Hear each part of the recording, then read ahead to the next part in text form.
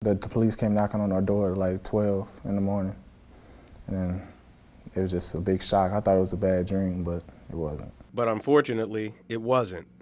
At just 10 years old, Troy Latiolais had lost his mother to a hit-and-run car accident, leaving Troy without the rock of his family and the person he considered his best friend. I felt like a part of me was stolen, and that it wasn't fair to me that I had to grow up without a mother, and that woman took my mama from me.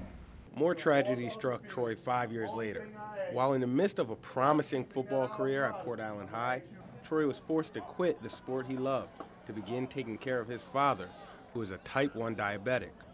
He was on the field a year later, but to this day, his father's health is still an issue. I get off of school and practice, and I come home and I take care of him in our house.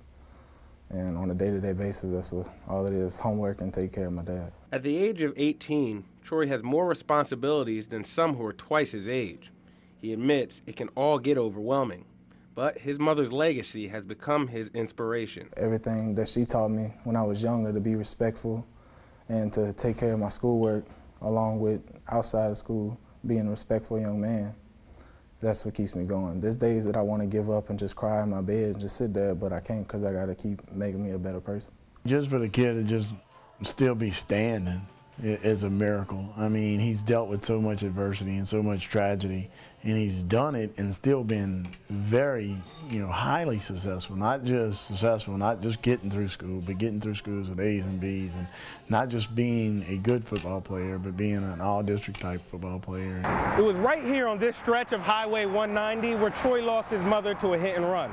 The driver, a 19-year-old college student who attended LSU. And 7 years later, Troy holds no hatred in his heart to the woman who took his mom's life.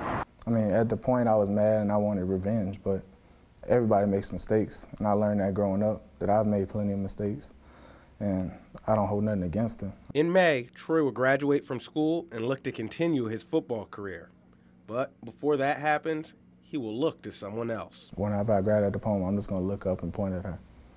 I'm going to be so ecstatic that I did that for her and for myself and my family. In Port Allen, I'm Jason Dumas, Fox 44 News.